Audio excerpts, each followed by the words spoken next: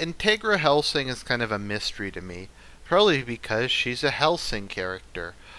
Being a Hellsing character, it means that she's not really developed, and a lot more time was spent on her character design. And I have to admit, I do like her character design. She's supposed to be half Indian, probably high caste Indian because she has blue eyes and blonde hair, so her mother probably carried some of those genes within her. There are a lot of Indians, particularly in the Northwest, who have blue eyes. It's not uncommon, especially in Bollywood. She kind of looks a bit like a Bollywood, like one of those really light-skinned Bollywood stars with blonde hair. I do like that. I do kind of think she does the whole kind of suit thing well. At least she has long hair. I do like her character design a lot. And that's really like the most you can say about her. Because other than that, she's just kind of another boring asshole. So kind of her backstory is she was the heir to Hellsing, kind of the family organization. She finds Alucard during a coup attempt by her uncle, and she reactivates Alucard, who kills her uncle and saves her. She inherits the organization with control and now has control of the strongest weapon in Helsing's arsenal, which is Alucard. For some reason, she's a knight, despite the fact that women aren't knights, they're dames. But I guess in this universe, I don't know, maybe I'm wrong. I'm pretty sure that women can't be knights. But maybe they made an exception for her because she's like super special awesome. So she leads this organization called Hellsing, who deals with like magic and stuff and vampires. And they have like some British soldiers. And the British soldiers get killed in the first episode, so they use French mercenaries. Because there's nothing problematic at all about hiring a bunch of mercenaries with no loyalty to Britain to take over probably the most important job that the British Army could do.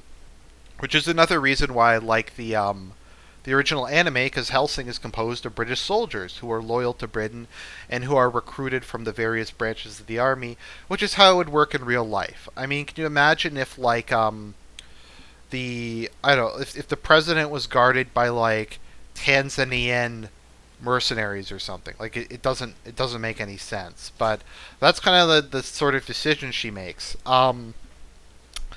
She for the large part, she just seems to like sit in her office, smoke, drink, and express mild concern over the various shit Alucard does.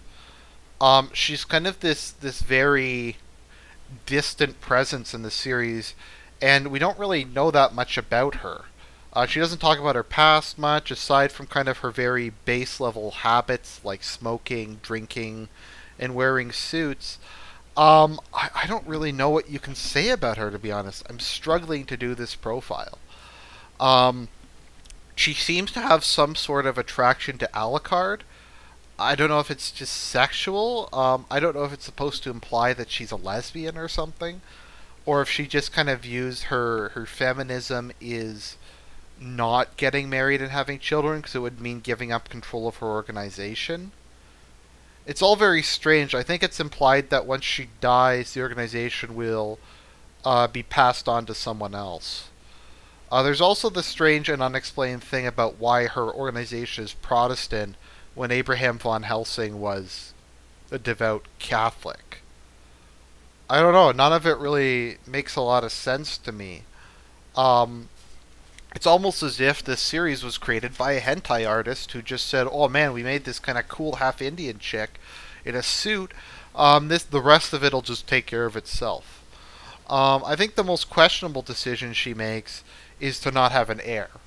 So she knows that if she doesn't have an heir, then if Alucard ever comes back, and he's bound to the Helsing bloodline. So if there's no more Helsings, then there will be no heir to the organization, and Alucard will no longer have a master.